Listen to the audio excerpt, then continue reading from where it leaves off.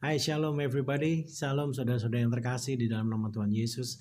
Kembali saya, Captain Rico Setamavela, on air again, live again. Akhirnya kemarin keadaannya berantakan, jadi belum bisa live memenuhi permintaan saudara-saudara terkasih. Hari ini izinkan saya share sedikit mengenai pengalaman saya kemarin menghadapi COVID-19. Wow, penyakit yang luar biasa, cukup menyakitkan. Saya ditanya kapan awal kenanya, saya nggak ingat. Tetapi waktu itu akhir Februari saya terbang ke Jeddah, keadaan saya sedang sakit. Tiba-tiba sakit pagi itu, saya sampai dokter datang ke pesawat, kasih obat sama saya, periksa, tapi saya dinyatakan oke, saya terbang. Kemudian saya nyampe di Indonesia, nggak berapa lama kemudian saya terbang lagi ke Jeddah. Hari itu saya agak nggak enak badan, tetapi masih oke. Sampai di Jeddah langsung kembali ke Jakarta lagi. Nah, pada saat tanggal 8 itu saya kena panas atau demam tinggi. Kemudian saya ke rumah sakit, saya dikasih antibiotik, saya dikasih obat, sembuh lagi. Tanggal 15 saya ngerasa badan gak enak. Tanggal 16 badan saya mulai demam, batuk, kemudian tulang-tulang mulai sakit. Terus setiap hari tanggal 16, terus tiap hari. Kemudian saya pergi ke rumah sakit, salah satu rumah sakit besar. Saya dikasih obat 3 hari. Obat tersebut lumayan nahan untuk antibiotik untuk paru-paru. Kemudian saya di ronsen, periksa darah. Darahnya lumayan bagus saat itu. Tapi hasil ronsennya menyatakan saya kena bronchopneumonia. Nah, 3 hari dikasih obat ternyata nggak sembuh, batuknya makin tinggi, makin eskalasi, panas saya setiap hari masih ada. Saya datang lagi ke rumah sakit tersebut, dikasih obat 5 hari. Setelah dikasih obat 5 hari, saya juga nggak membaik. Dan akhirnya batuk saya makin parah. Setelah 5 hari, saya datang lagi ke rumah sakit tersebut untuk periksa corona. Tetapi saya tidak dapat slot. Saya ke UGD, saya minta dirawat di UGD, mereka give up. Akhirnya mereka menyarankan saya untuk pergi ke Wisma Atlet. Dari situ saya pergi ke Wisma Atlet. Tetapi Wisma Atlet itu hari itu tanggal 23 pas lagi dibuka. Tetapi belum boleh masuk. Akhirnya saya nggak bisa, saya pergi pulang. Kemudian tanggal 24-nya saya kembali lagi. Tanggal 24 saya masuk ke Wisma Atlet. Sampai tanggal 25, sehari 2 hari, di situ saya nggak ada yang menghandle sama sekali. 25 saya kabur. 25 kabur, saya kemudian lari ke Abdi Waluyo. Di Abdi Waluyo di situ saya mulai diperiksa secara intensif darah saya. Dan di situ dinyatakan ada infeksi yang cukup severe. Kemudian dinyatakan bahwa CRP atau C creative protein saya cukup tinggi. Orang normal di bawah 11, saya 120. Dan langsung dinyatakan bahwa ini suspected highly contaminated by COVID-19. Saya dinyatakan positif oleh Abdi Waluyo dan saya disuruh ke rumah sakit rujukan. Kemudian dari situ saya pulang ke apartemen isolasi. Saya ceritakan semua ini ke kakak dan teman-teman saya. Kemudian badan saya demam seharian sampai besoknya. Besoknya saya mulai terkapar. Tetapi puji Tuhan, keesokan harinya keluarga dan sahabat dan teman-teman bisa cari ambulans buat saya. Akhirnya ambulans datang ke apartemen, pick up saya, dobrak pintu, kemudian mereka pakai peralatan lengkap, keluar bawa saya ke rumah sakit Persahabatan. Di rumah sakit Persahabatan, saya masuk UGD, dirawat kurang lebih 2 hari di UGD dan cukup mengerikan. Lihat kanan kiri ada yang koma, kanan udah susah nafas. Terus yang di depan saya batuk darah, yang di sana bapak tua juga ada susah nafas. 2 orang di sebelah pojok kanan juga keadaannya payah sekali. Kiri 2 pojok payah. Wah, di situ saya udah mulai panas, gak enak lagi, badannya udah demam, batuk luar biasa. Tetapi hari itu saya tergerak untuk berdoa. berdoa bukan untuk saya sendiri, tetapi saya minta Tuhan izinkan mereka disembuhkan, izinkan mereka boleh diselamatkan. Akhirnya apa yang terjadi? Saya putar lagu pujian cukup keras, saya mulai doain mereka satu-satu. Saya sampai minta sama teman saya Jimmy untuk memainkan lagu. Sekalipun aku berjalan dalam lembaga kelaman, aku tidak takut bahaya. Engkau gembala yang baik, engkau gembala yang baik. Itu lagunya. Terus, sekalipun ku berjalan dalam lembah kekelaman, tak akan gentar ku melangkah, sebab engkau besertaku. Itu dimainin pakai instrumen saksofon, dibuatin malam itu, langsung saya share, saya kerasin supaya mereka dijamah melalui pujian. 2 hari saya di UGD, kemudian saya dipindah ke ruang isolasi. Di ruang isolasi saya sendiri. Disitulah rasa mencekamnya saya, keadaannya luar biasa menyakitkan. Tahu nggak, demamnya ini kalau Bapak lihat Ibu, ini ya. Ini warna-warna hitam terjadi karena demamnya cukup tinggi. Jadi udah tulang belakangnya sakit semua, kaki, telapak kaki sakit semua, kemudian panas, kemudian batuk, wow, kemudian nafasnya jadi pendek. Di situ saya merasakan kesepian. Saya merasa bahwa kematian sudah mulai menghampiri. Di ruang itu isolasi saya sendiri, saya cuman bisa worship, saya cuman bisa doa, saya cuman bisa minta kekuatan sama Tuhan untuk melewati semua ini. Dulu saya suka khotbahkan, kalau Anda dalam suatu masalah, jangan minta cepat-cepat untuk diselesaikan, tetapi mintalah kekuatan, mintalah hikmat, mintalah pengertian dari Tuhan akan apa yang terjadi. Mintalah Tuhan memegang tanganmu supaya engkau bisa melewati, dan itu saya minta. Saya kemarin mau minta kesembuhan rasanya malu banget. Kenapa? Karena Tuhan sudah terlalu banyak buat sesuatu yang ajaib dalam hidup saya. Karena begini, keadaannya semakin kritis. Saya mulai menghadapi kematian saya, tetapi saya bilang sama diri saya nggak boleh khawatir. Justru kamu harus bahagia kalau kamu harus menjumpai kematian kamu. Wow, saya ditantang sama diri saya sendiri. Daging, jiwa saya lemah, nggak sanggup, tetapi roh saya, dengan demikian roh saya luar biasa termotivasi. Akhirnya setelah 2 hari apa 3 hari di isolasi, saya dipindah ke isolasi yang ada pasien lain. Dan saya yakin sekali kenapa ini saya dipindah, karena memang ternyata ada rencana Tuhan yang harus saya penuhi sekalipun saya sekarat, sekalipun saya terkapar. Amazingly saya tadinya nggak mau, tetapi keadaan membuat saya harus tetap pindah karena ruangan sangat terbatas dan ruangan ini mau dipakai 2 pasien. Akhirnya saya dipindah, ketemu dengan pasien baru. Di situ saya pada saat saya masuk, saya udah mulai kenal sama dia. Kemudian saya tanya sama dia, boleh nggak saya berdoa buat Anda? Boleh nggak saya bacakan firman? Kemudian saya putar lagu-lagu. Dan dia secara manusiawi mungkin hatinya menolak, tetapi dia berkata, oh iya saya mau didoain. Keadaan saya lagi payah sekali. Panas tinggi itu seperti badan dicabik-cabik. Kemudian hari itu saya bilang sama Tuhan, Tuhan, aku serahkan nafasku yang terakhir ke tangan Tuhan. Aku serahkan hidupku sepenuhnya ke dalam tangan Tuhan. Saya mau nafas terakhir saya tetap memberitakan Injil dan menyatakan bahwa Yesus adalah Tuhan kepada siapapun. Dari situ saya mulai berdoa buat dia, saya ceritain tentang bagaimana keselamatan itu hanya melalui Yesus. Kemudian dia mulai dengar dan dia mulai mengamini.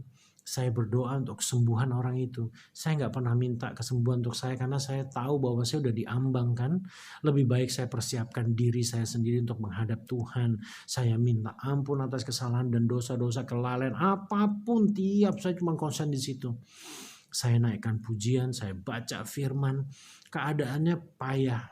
Tetapi hari itu amazingly setelah tiap hari kita share doa, suatu saat pasien ini bertanya, kok nggak diputar lagi lagu rohaninya? Wow, saya bilang, iya ini saya putar sekarang. Itu dia merasa diberkati dengan firman-firman yang dibaca. Sehingga pada saat beberapa hari kemudian, dia dinyatakan boleh pulang dan sembuh. Amazing sekali bagaimana Tuhan bekerja, mujizat itu masih ada sampai sekarang. Dan akhirnya dia pergi, dia menggenggam tangan saya, terima kasih untuk doanya, terima kasih untuk makanan yang saya share, saya punya makanan saya kasih sama dia, punya buah saya kasih, punya minuman saya kasih semua ke dia. Dan he felt so happy, walaupun I am in a very painful situations. Hari itu dia keluar. Suatu saat pada saat sebelum dia keluar, badan saya lumayan enak. Suatu hari saya baca firman sambil duduk. Baca firman itu sekian banyak pasal dengan suara lantang, pasiennya mendengarkan, ikut dengerin. Setelah saya tutup Alkitab, saya berbaring. Wow, saya baru berbaring, itu rasa mual, muntah langsung nyikat sampai sini. Dari bawah sampai atas. Waduh, saya tahan-tahan kan setelah udah saya bilang sama dia dokter, tapi dirawat sama saya. Dok, saya mau muntah. Dia bilang, dia langsung berdiri dengan infusnya, dia datangin saya. Muntahin aja. Kemudian saya udah gak tahan, saya bangun dari tempat tidur, saya nengok ke kiri, muntah cairan banyak sekali sampai di lantai. Dan mulai hari itu demamnya mulai turun, badannya mulai agak enakan sedikit. Saya percaya di situ firman membersihkan segala virus penyakit saya. Hari itu saya nggak pernah muntah, saya nggak pernah mual. Walaupun ada mual sedikit, pusing, tetapi tidak sedahsyat kemarin yang tiba-tiba habis baca firman saya dikuras habis. Kemudian saya yakin itu virus dikeluarin sama Tuhan. Karena firman yang luar biasa dahsyat. Mulai dari situ, baru keesokannya saya mulai dites COVID. Ya, di swab. Kemudian besoknya lagi saya dites lagi, besoknya lagi dites lagi. Dan saya belum tahu hasilnya sampai saat itu. Setelah pasien ini keluar, datang pasien satu lagi. Parah sekali keadaannya. Dan saya ketakutan kan. Waduh, saya ketakutan. Kita pun di rumah sakit Persahabatan antara ragu ini, karena semua yang diisolasi di situ adalah penyakit COVID. Dan dia juga melihat bahwa takut juga saya ketularan lebih parah kan. Tetapi puji Tuhan pada saat dia masuk keadaannya pakai nafas bantuan dan nggak jelas lah. Akhirnya setelah dibaringin, saya digerakkan Tuhan untuk berdoa lagi buat pasien ini. Saya bilang, Tuhan, kalau Engkau izinkan aku menyampaikan kabar kebenaran kepada orang ini, biarlah kehendak-Mu yang terjadi. Saya doain sampai dia akhirnya amazingly dia percaya bahwa Tuhan sanggup. Dia bilang, iya, tapi keadaannya udah parah. Itu seketika orang itu nafasnya mulai tenang, mulai bisa anteng. Itu dia buang air di tempat, dia udah pakai kateter, pipisnya udah pakai selang, kemudian udah pakai oksigen gitu, dan dia mulai tenang. Walaupun malam hari kalau dia batuk itu ngeri banget suaranya. Terus kemudian kalau dia itu membuat saya trauma. Tetapi kalau dia mulai seperti itu, saya mulai doa lagi buat dia. Saya lagi demam, saya lagi juga mengalami sesuatu yang sangat painful, tetapi saya belajar dari Tuhan. Saya belajar gini, dari Sadrak, Mesak, Abednego, Daniel 3, 17, 18. Gampangnya seperti ini aja, sekalipun Tuhan berpaling dari saya dan tidak menolong saya akan tetap mencintai Tuhanku. Dan aku akan tetap melakukan kehendak Bapa. Aku belajar dari mereka, Sadrak, Mesak, Abednego. Kedua, saya belajar dari Ayub 2 ayat 10. Masa saya hanya mau terima yang baik saja dari Tuhan, tetapi tidak mau menerima yang tidak baik. Di situ saya belajar, saya menyadari saya ini hanya debu. Saya hari ini bisa dipanggil Tuhan kapan aja. Nafas bisa diberhentiin. Saya nafas cuma setengah-setengah. Sesak nggak terlalu. Orang bilang sesak tuh seperti ditibanin koper badannya. Saya nggak ada seperti itu, tapi saya pendek nafasnya. Itu hari itu diberhentiin nafasnya, saya selesai beneran. Makanya saya bilang saya konsentrasi bukan di kesembuhan, tetapi Tuhan izinkan saya melewati semua masalah ini dengan kuat bersama Tuhan. Jangan pernah lepas tangan saya daripada Tuhan. Saya minta saya dijaga oleh Tuhan selalu. Walaupun saya harus mungkin menghadapi kematian, saya yakin mati saya ada di tangan Tuhan. Jadi hari itu keadaannya benar-benar cukup mengerikan, dan saya kalau secara manusia udah khawatir, udah hopeless, tetapi enggak. Amazing, Tuhan buat badan saya lemah sekali di lembah kekelaman, tetapi my spirit is on fire. Tuhan kasih roh yang menyala-nyala. Setiap perawat yang ketemu saya doain. Setiap dokter yang ketemu saya doain. Kau kuat, hanya di dalam nama Yesus kekuatan mujizat itu terjadi. Cleaner semua saya doain. Siapapun masuk ruangan sebelum dia nyuntik, sebelum apa, saya bilang engkau harus percaya kepada Isa Al-Masih, Kristus Yesus, Tuhan dan penebusanmu. Kamu harus percaya dalam keadaan seperti ini. Semua mengamini, alhamdulillah, whatever they say. Wow, amazing. Saya tetap memberitakan Injil. Saya hanya mau bilang sama Tuhan, Tuhan, saya nggak mau lalai lagi. Saya nggak mau terlambat menyatakan Injil itu kepada siapapun. Dan hari itu, pada saat saya tidak memikirkan diri saya sendiri, saya melihat amazing sekali Tuhan buat thousands of people pray for me. Ada yang dari Australia, ada yang dari pelosok-pelosok manapun, dari banyak tempat lah. Kemudian ada satu sahabat saya namanya Om Frank, dia worshiper. Kemudian saya ditelepon tanpa basa-basi, saya disamber dengan suara yang dia teriak, dia berdoa kepada saya untuk kesembuhan saya dan jamahan Tuhan. Dan itu terjadi mulai pelan-pelan sama diri saya. Saya ngerasain sesuatu yang luar biasa menjamah saya. Saya kerasa banget, badan saya mulai, wow, kenapa ini? Tapi saya mulai aminin, saya mulai worship spontan, saya mulai perkatakan amin, haleluya, terima kasih Om Frank, thank you very much for your prayer. Itu lagi panas-panasnya. Demam saya ngeri banget. Itu gak enak banget. Dan tahu gak kalau demam? Itu seperti roh jahat datang sama saya. Kemudian bau obat yang saya minum semua keluar nguap dari badan saya. Dan baunya kayak formalin. Formalin seperti orang kalau meninggal dikasih formalin. Jadi saya tuh bayangannya udah mati kapan aja. Wow, saya bilang suatu pengalaman yang sangat luar biasa berjalan sama Tuhan. Hari itu saya minta juga sama Tuhan, saya mau diberi roh seperti ke-12 murid Yesus yang berani mati untuk mengabarkan Injil. Saya minta sama Tuhan, kalau memang saya masih hidup, saya akan lakukan. Saya minta roh itu ada padaku. Dan suatu saat mulai berangsur-angsur, tetangga saya, pasiennya mulai bisa ngobrol, saya kasih buah lagi, saya kasih apa yang ada pada saya. Terus saya berkati tiap hari, saya share firman Tuhan, saya doain. Sampai akhirnya suatu saat tanggal 2, tanggal 3 saya diperiksa pagi, saya dinyatakan boleh pulang. Itu ronsen, tiap hari saya di ronsen, badan saya jebol kali. Tapi ya amazing, Tuhan menyertaiku. Di saat itu saya keluar, saya kan masuknya didorong gak begitu sadar.